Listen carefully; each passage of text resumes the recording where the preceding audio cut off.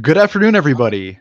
It is 5:08 p.m., Wednesday, February 22nd, 2023, at least in the Eastern Time Zone. My name is Max Cohen. I'll be your host for the Mocha Live podcast this week. Joining me, as he does every week, the founder of the Museum of Crypto Art, Colborne Bell, who is in Paris. Hi, Colborne from Paris. Hello. It's wonderful to be here. Glad I could make it.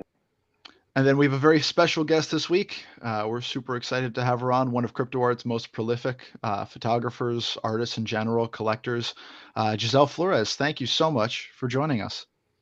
Nice to be here. Um, How you doing? Doing good. In Yeah, the have you middle, in the middle? in the middle of like everything, I have a new puppy, Mm. and it's Cute. like so cute. It just turned 2 months, and so yeah, I'm like learning again. We do welcome all ambient pet sounds, by the way. Usually, Colborne has a couple of cats that are screeching or fighting or doing something in the background. I hope he comes. That would be so cute. He's a big poof ball. Excellent. Yeah. So, Giselle, among the many accolades and accomplishments that you have to your name, you were the very first owner of the very first Mocha floor back, I think, like a year ago. This month, I think it was like February 8th, that first auction went up where you won the first Mocha floor. So when we spoke, it was just kind of this amorphous floor token, right? That would one day be redeemed for a Mocha room, like an actual one of one, metaverse museum. And it's recently been created. I believe it's in your collection. It's called Sigma, handcrafted by Untitled XYZ. So what's it like after, a year to finally have kind of a one of one bespoke crypto art gallery in your wheelhouse? It's beautiful. It's really wonderful to have this virtual spot where I can just walk in and see it all, and be able to. I love the interoperability of this piece of where you can see it through different metaverses. I'm excited to launch it, to put the pieces together, to get the first show. I have really beautiful pieces in mind from my collection that I'm going to be showcasing. Female women creators for the most part, and really amazing forward thinkers in the space, Mhm. and setters of their own boundaries, and you know reaching the stars that they create. So it's really awesome to have a space to showcase that, first of all, for the first piece, the first show. Mhm. um, as I work with my moon language, I'm so drenched with it right now. Mhm. So it's really awesome to give space and give light to new creators, to people, new creators that are being seen in this space. Many of these creators are so centered in what they want to make already, like life decisions, and future mid-career. I feel like creators, there's a lot that have been entering the space that are really amazing, Mhm. from creative coding to these virtual worlds to generative. I find myself really resonating with the generative artists.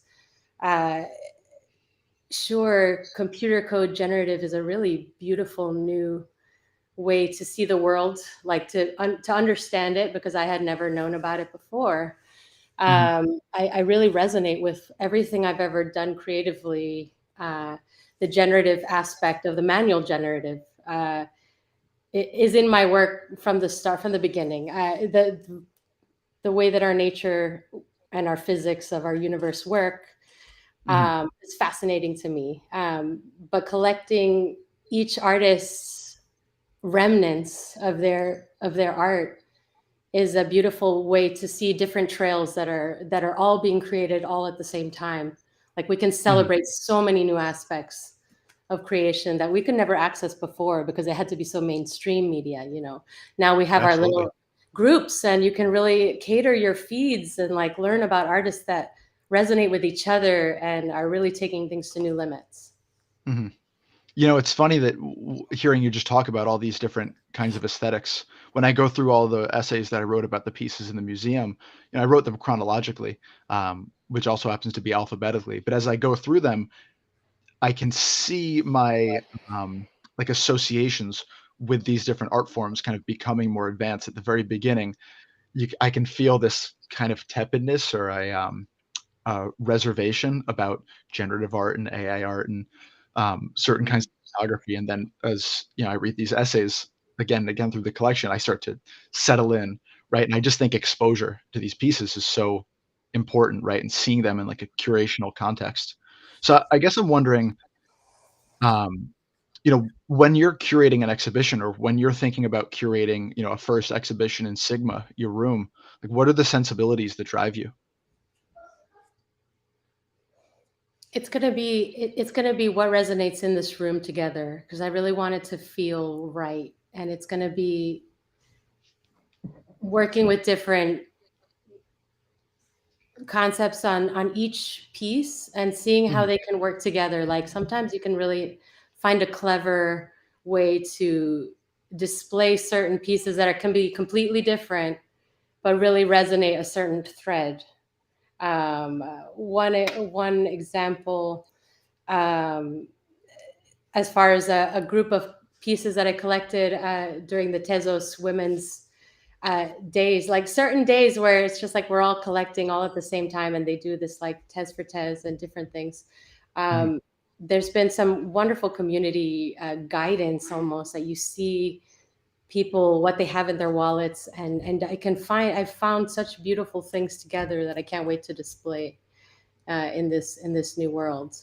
Sure. And Colborne, I guess I'm curious for you as well. Like when you're curating, a room exhibition, do you find yourself more motivated by aesthetic cohesiveness or context of the artists?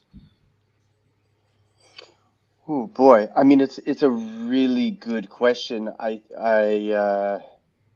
I'll tell you what I definitely don't look to do is like curate by, like, and I think a lot of people do this, is just financial value, right? Just like stuff the most valuable things in there. I think it has to be, like Giselle said, like interesting and dynamic and diverse and speak to the interrelation between like each other and the concepts being presented and tension, as opposed to like what is already known and presented. I want Mhm. to kind of maybe draw people's attention into a place with maybe some more catchy names, but also get them to discover something that they haven't before and have it be so stunning that they want to kind of like dive deeper and understand more and get to learn about things and places and people that they hadn't.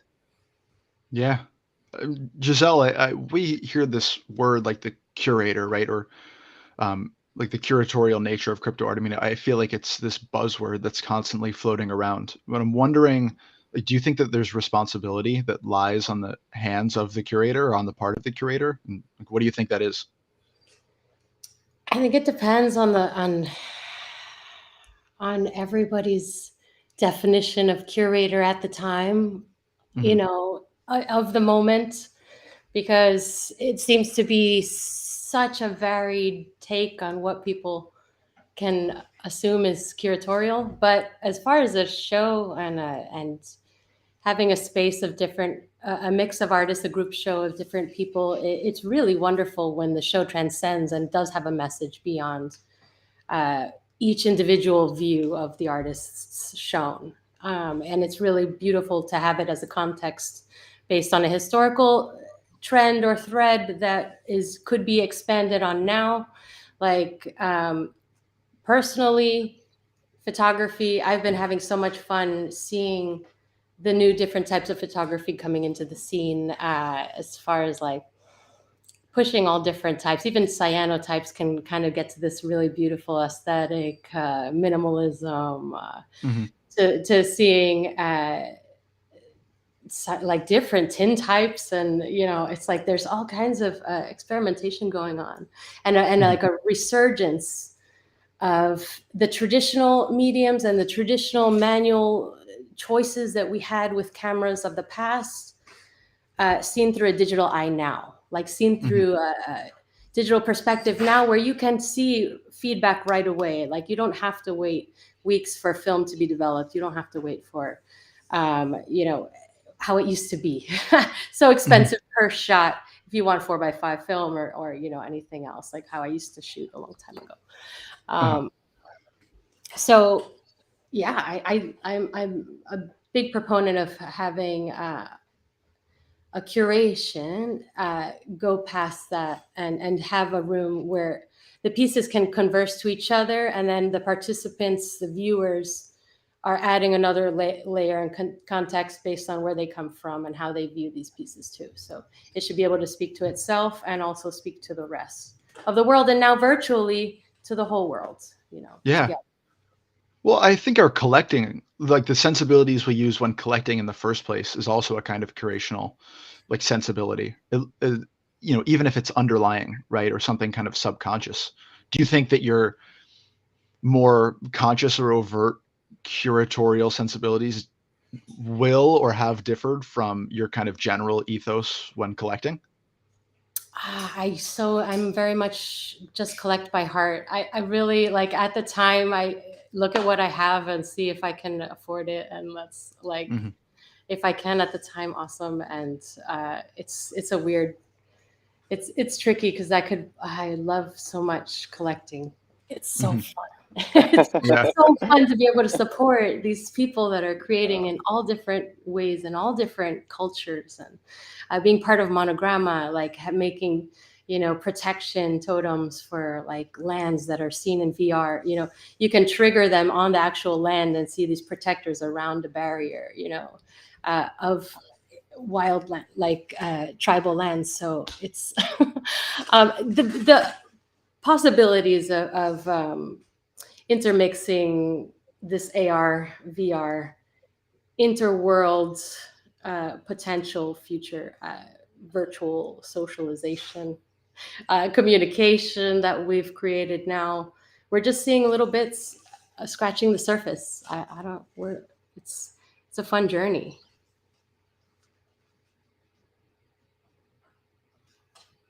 You guys here? Are you there? I can hear you. I think Max might have frozen, huh? Oh yeah, maybe. Oh, totally. Million I yard thought he stare was in his just eyes really right interested. now. Right.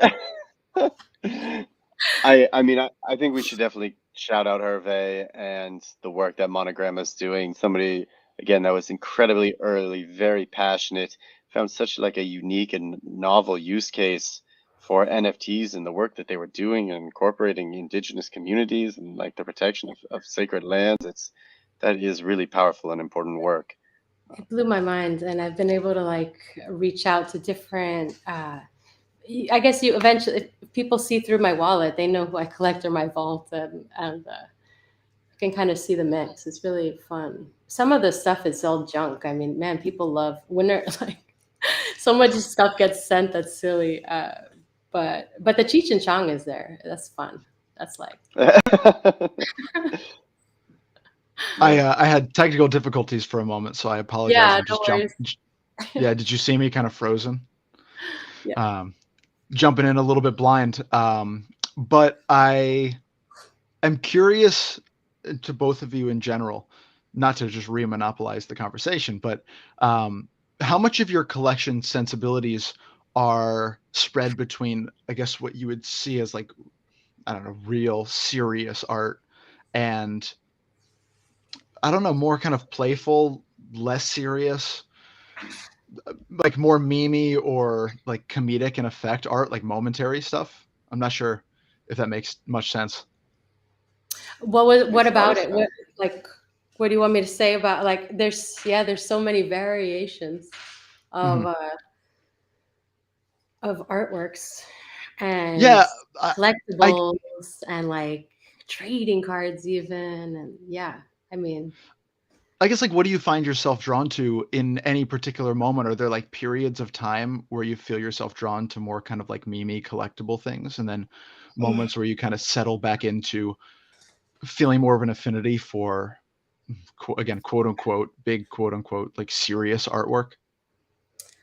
ooh, no. I feel I really have so much respect for the rare pepes and the way Hmm. that that whole world developed.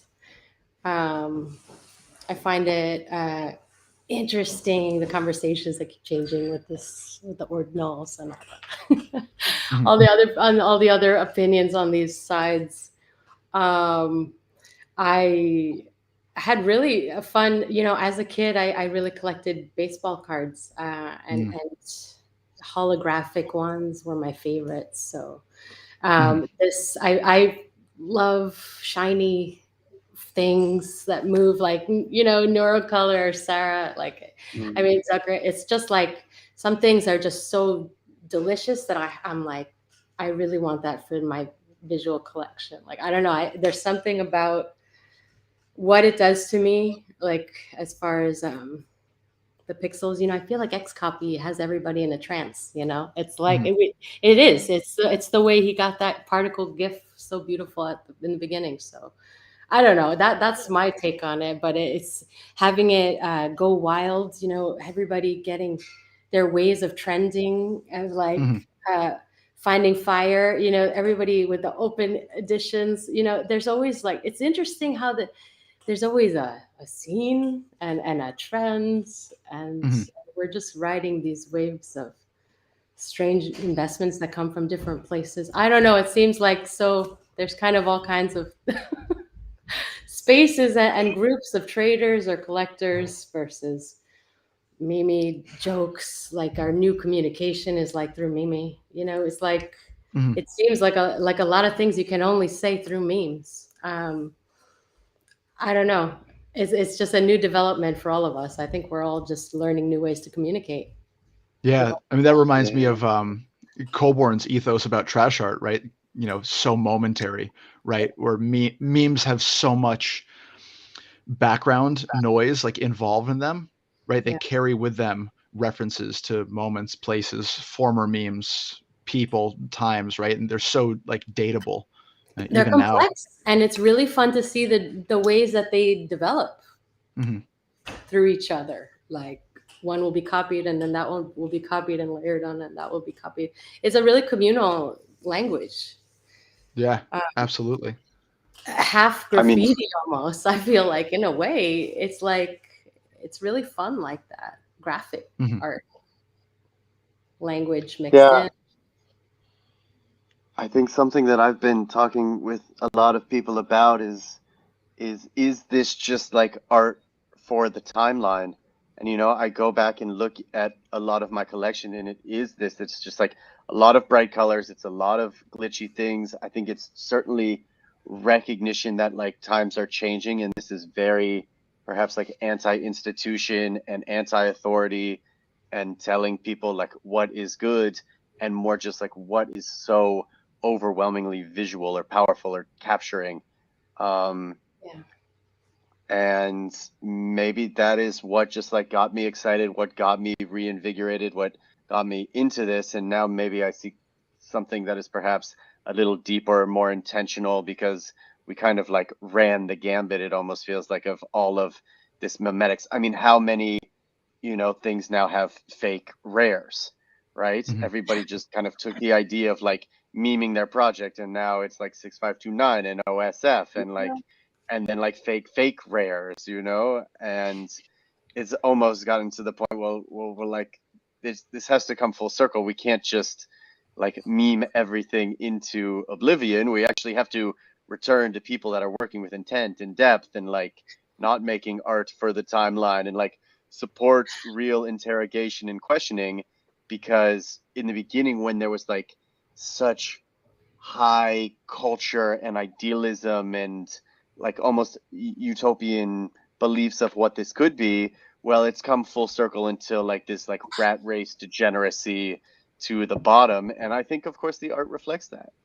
That's why I spend most of my time with the girls of the verse, or checking out vertical Right. crypto art, and there's beautiful conversations going on, and through the generative, through the coders, through the, like, poetic written arts.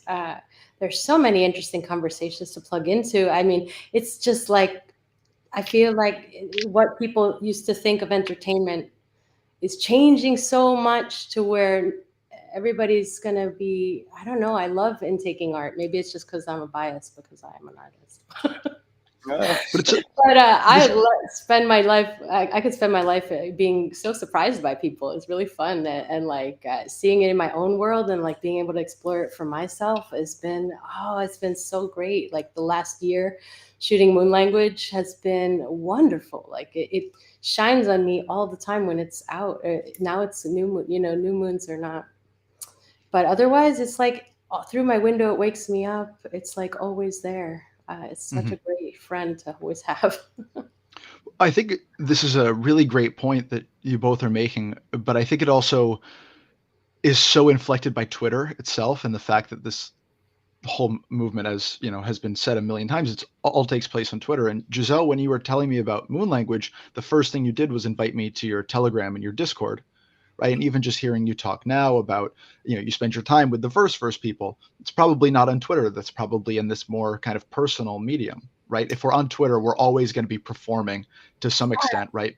Yeah, I just seeing their websites constantly changing. They're always doing things. It's just really fun to hear the different developments going on, and having that extra little nuance. Like I was really inspired by the asymmetric artists, the ones like making these visuals that look like they're written and look like they're ancient. Mhm.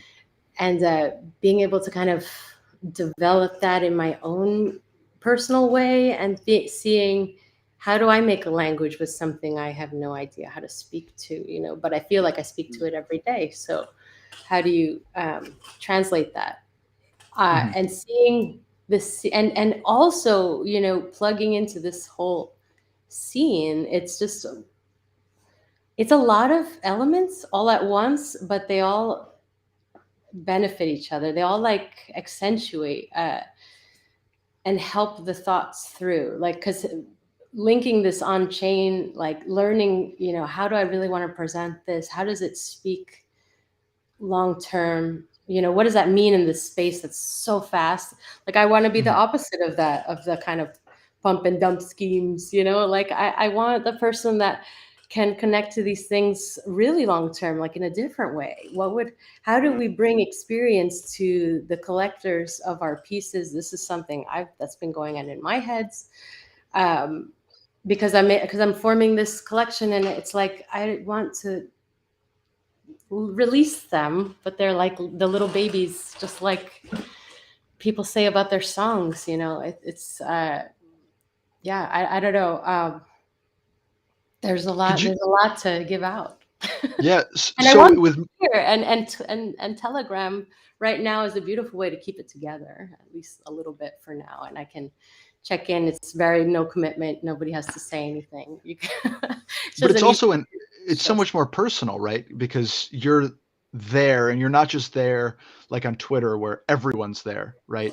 People are there with you in these telegrams and like the discords that I'm in for specific artists, right?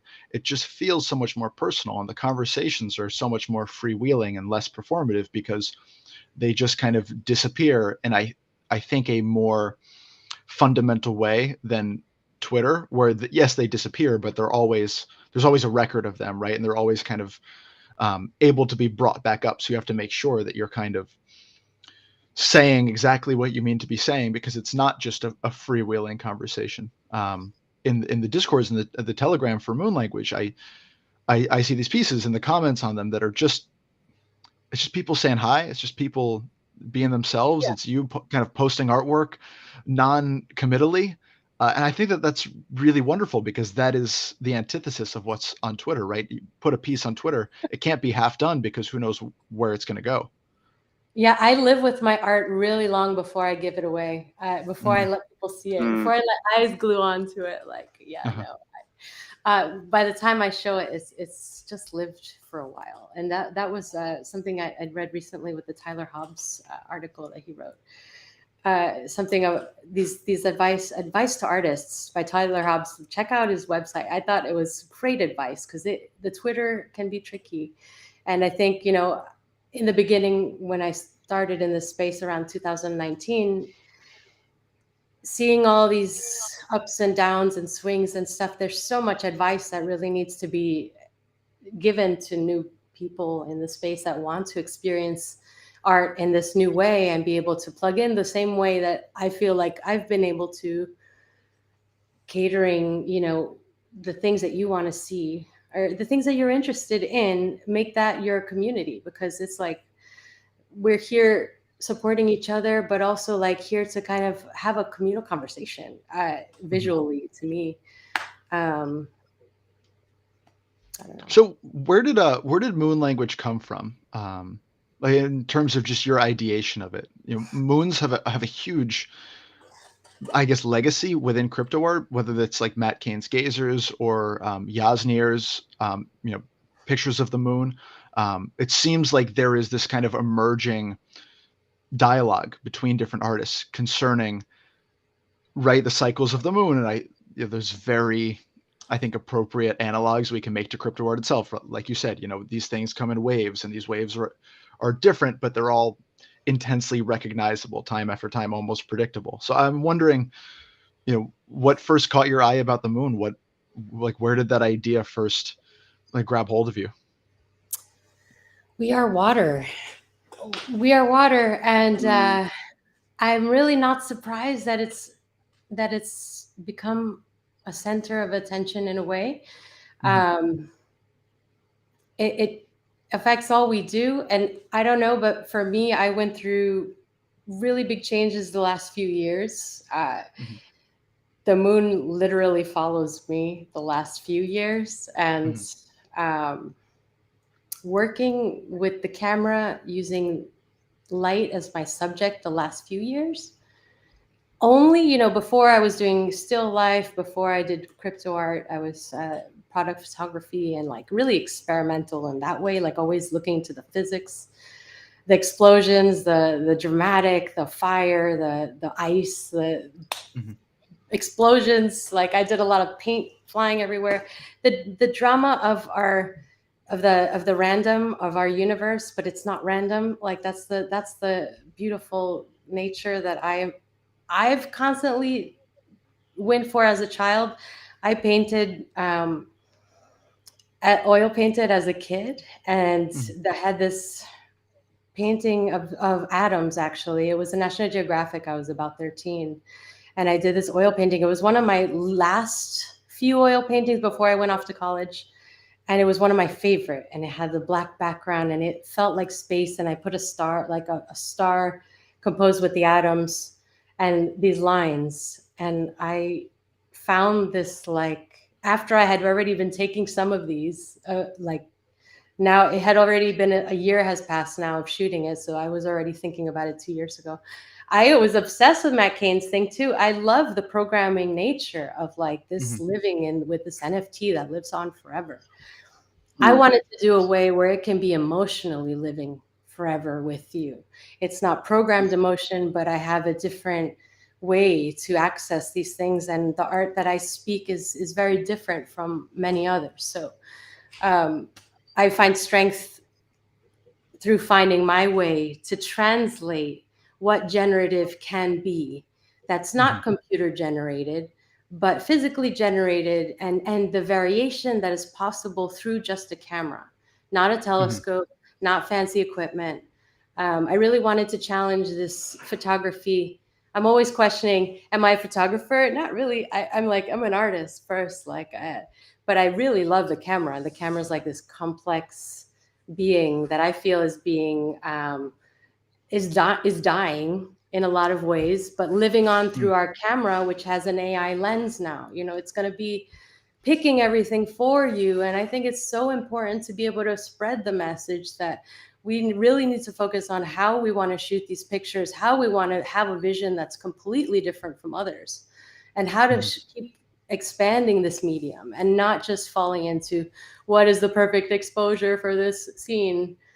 Thank you very much. So I'm doing, like, I'm putting a video camera, slow motion video, on a on my 4x5, like Mm-hmm. getting, I have beautiful videos that ended up on ephemera and like NFTs and ephemera, which was like they were focusing on photography and video, but I'm it's a little crickets now in certain platforms. So but the NFTs are there, and what do? I still have the beautiful art. So I don't know, that it's like such a world of making mistakes and flying through. And I think we need to normalize mistakes. Who was it that said that? Was it Claire? I feel like somebody just said that on Twitter, and it's like, please, Mikol. I think it was Mikol. Mhm. Anyways, so that's where I'm at right now. I think the language needs to continue speaking, and there's different ways to express that, and different ways Yeah. to show that. And there's so many audiences out there that I think can resonate with many different ways of seeing. hmm I think that that fear of mistakes comes back to Twitter as well, too, right? As soon as something exists in the public eye, right, the full public eye, for the first time, people are going to make judgments on it and make judgments about you based on it.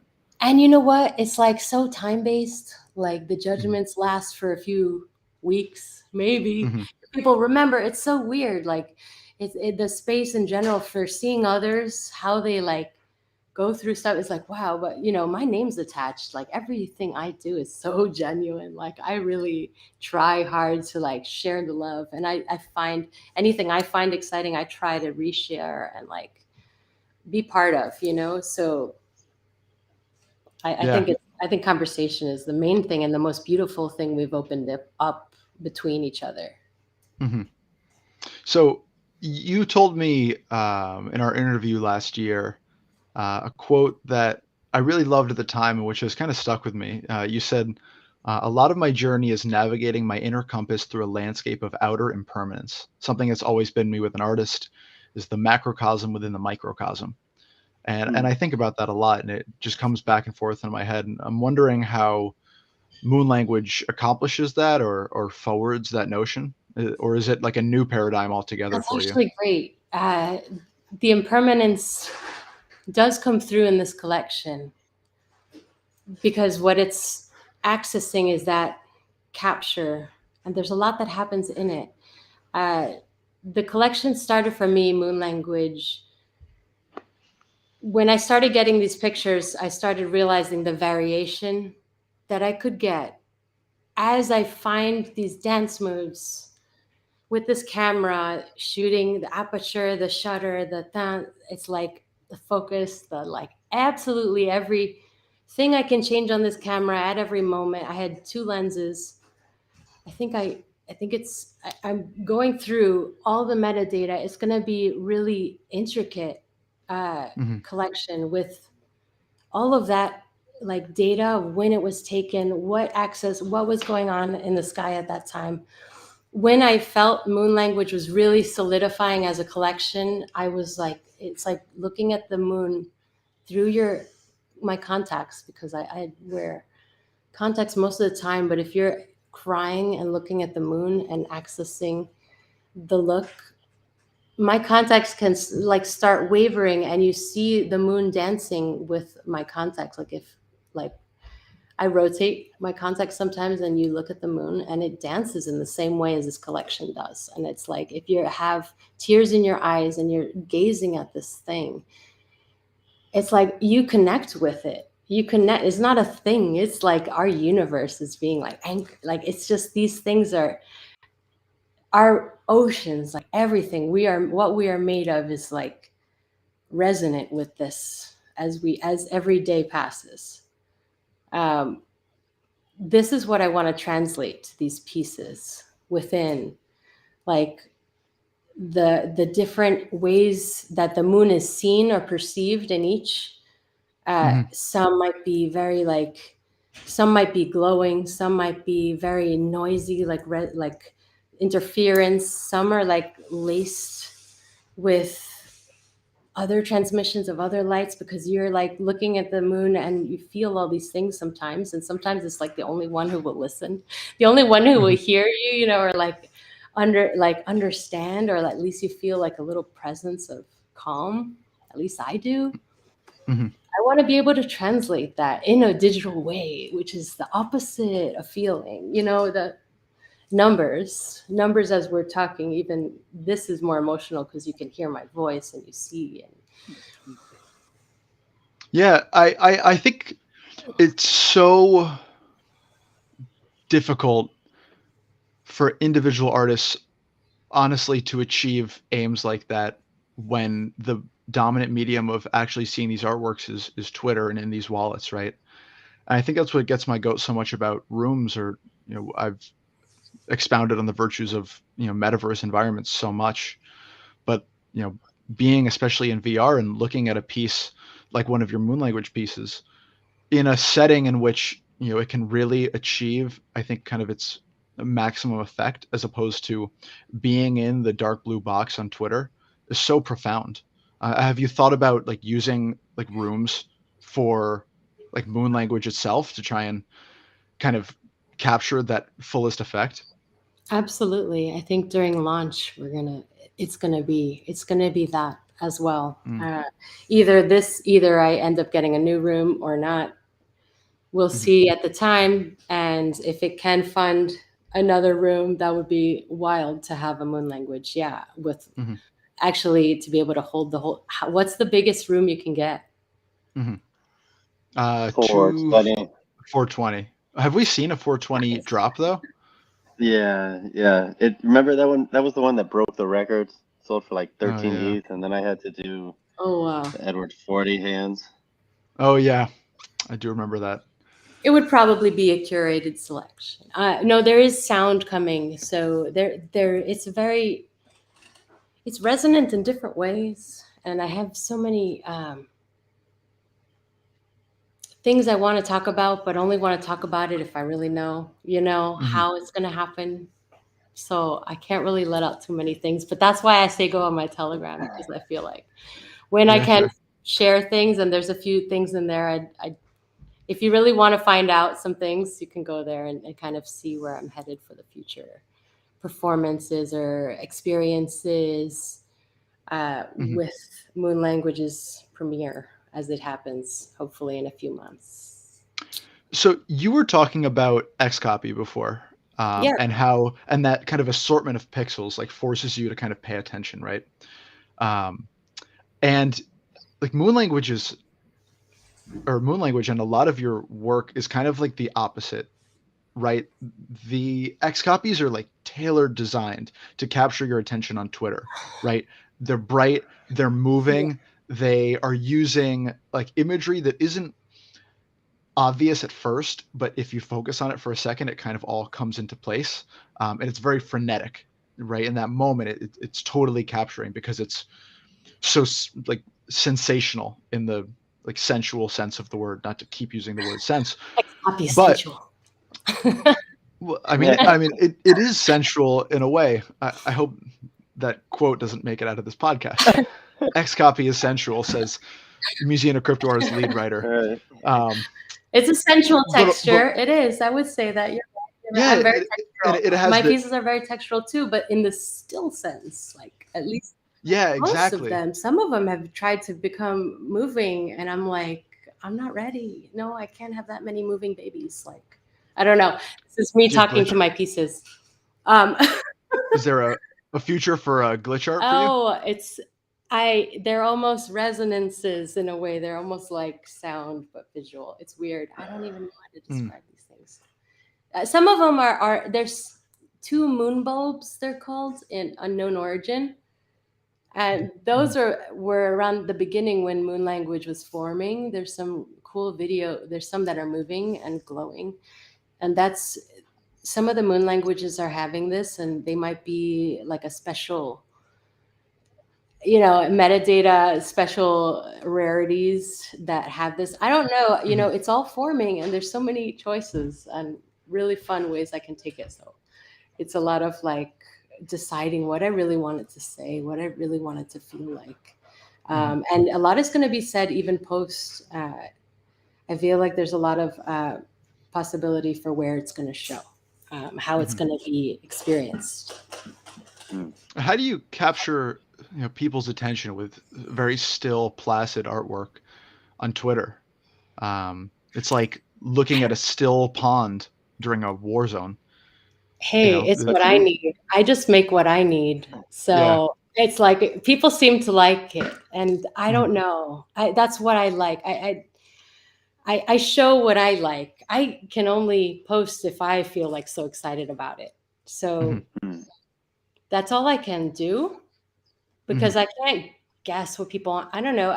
I'm not the best promoter on Hmm. Twitter. It's not. I don't know, but I do have a voice, and there's a lot of things I do bring attention to and want to call out or bring light to or highlight.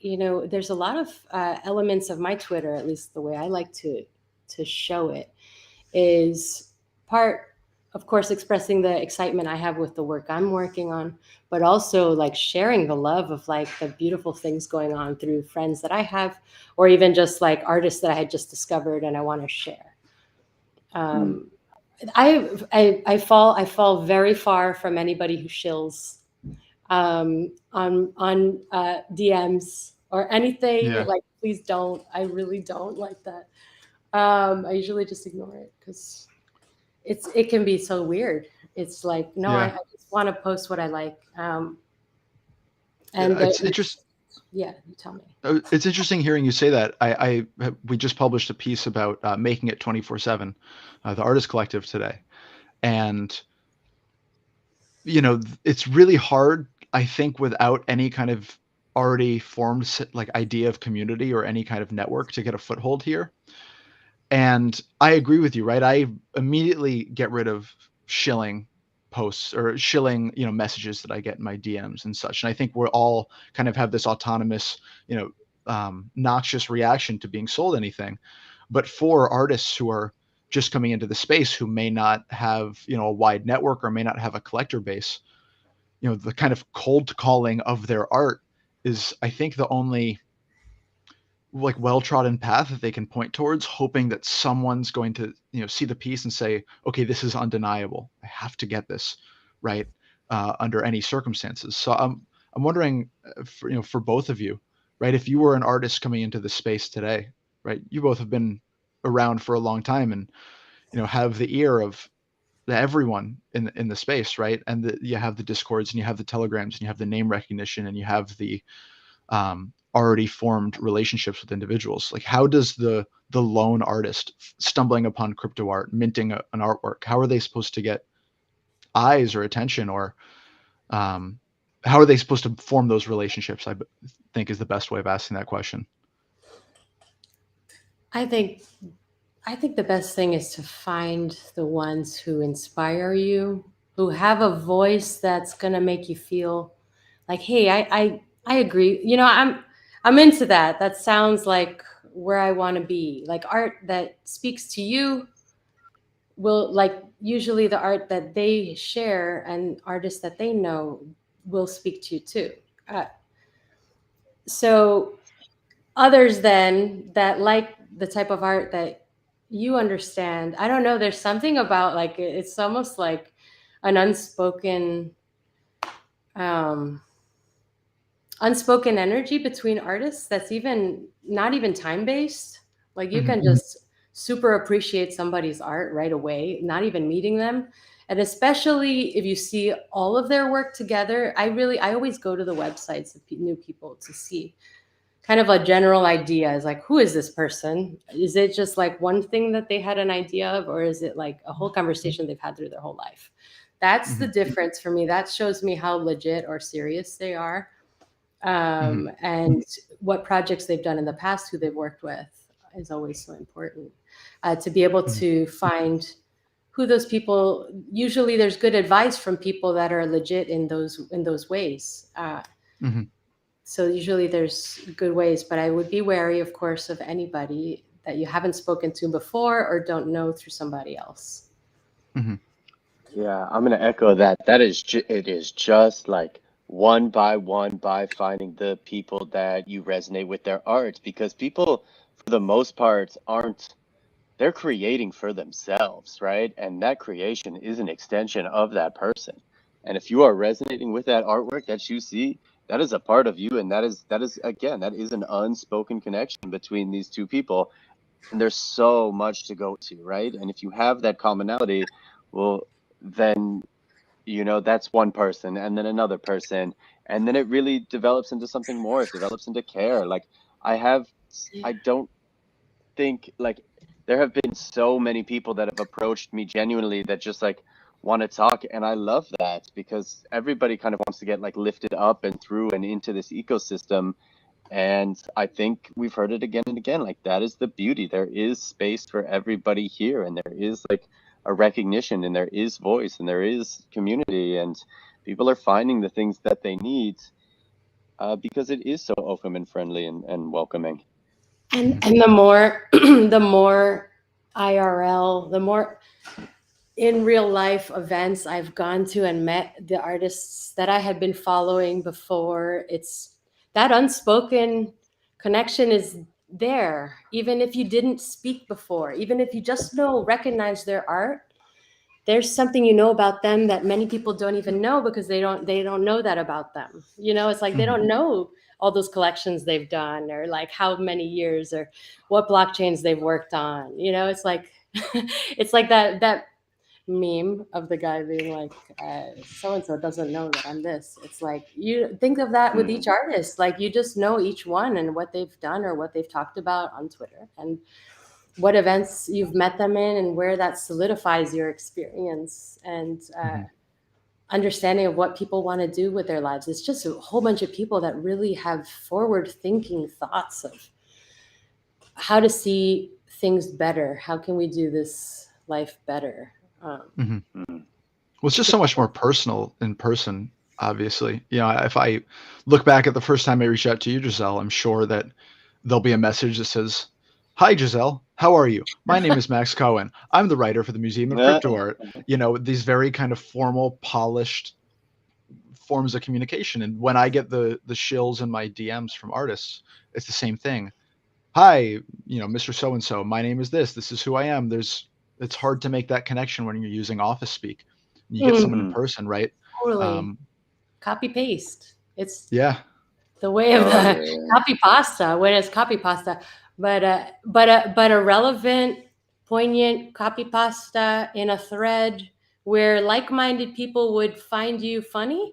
That's a great way to be found. There's a lot of interesting ways I've found people that way, and I almost repeat find people, and I'm like, oh, I'm already following that one. That one's with the funny remarks.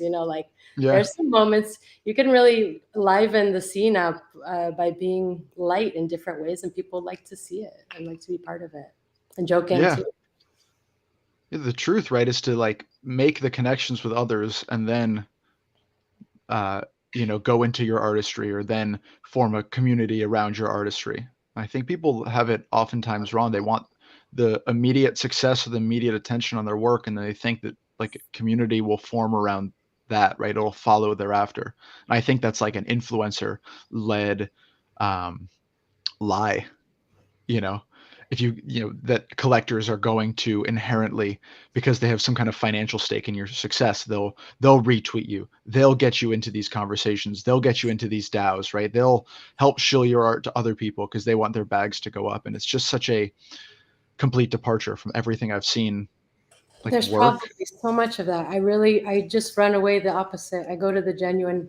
I don't know. I really don't waste time on it. I've seen it so like come and go, and I can tell which voices are weird. I don't know, iffy. I don't know, the ones that like will lead the certain people down the cliff, jump like lemmings, and you can watch them all jump. But I don't know. There's a lot of different conversations, and a lot of like everybody thinking there's only certain ways to do things, and a lot of it's weird because then there's the people that are there for community, and then there's the people that are resenting that the community is not always talking to them either. And it's like, wow, I mean, not everybody's able to do that. I mean, I have a family. I have like so many things to like, my art takes so much time. Like, to be able to, I don't know, it's like I can only access a mental amount of like a certain amount, so that can be shared in a positive light. Like you can only give so much energy that you can generate yourself, and the community's there, and there's many people doing such interesting projects that take a whole lot of time and a whole lot of complexity, and people are being bombarded with DMs of like everybody from everywhere for every project, for every exhibit, I can't believe the amount of emails versus DMs versus like Telegrams versus Yeah. Discord versus Notions versus like Eventbrites versus like I can go on. Yeah. You can just keep going. Um, Yeah. I think and then we'll Brian have a Brinkman nice tweeted. mix. I think Brian Brinkman tweeted the other day about reaching his Discord limit. He had like 200 different Discords. Oh my God. I Yeah, couldn't even I'm imagine. always on the night. He's on too. He must have a boost because I can only do 99 and I'm constantly at Accidentally revealed him. It's almost 6 o'clock, so we should close up shop here. Giselle, any parting thoughts for us? Follow my Twitter if you're not on it yet, if you don't know. But Telegram it's on the pinned tweet. It's the second one. It's the second like thread on the pinned tweet. You can access my Telegram too. I'm going to be putting things there for the most part. I'm really digging deep into what I'm doing, so I am less on Twitter, but I am sharing stuff I love still. And whenever I have something that I'm working on, I do like to share it, but I'm mostly going to be trying to share it to my Telegram. So yeah, join it. And I'm going to be having exhibition on the floor at some point soon. So TBD. I'm really excited to see that, and I'll let you guys know ahead of time. Can't wait. Coborn, any thoughts to leave us with? Law doesn't lie. No, it does not. And for everyone concerned, the Celtics come back tomorrow versus the Pacers. So stay tuned. Nobody's concerned. Nobody cares about the Celtics except for me. So I care enough for everyone. There you go. Well, thank you, Giselle, very much for being here. Thanks, Coborn, as always. And have a great thanks, week. everyone, for being here. Yeah, we'll catch everyone next week. Same bad time.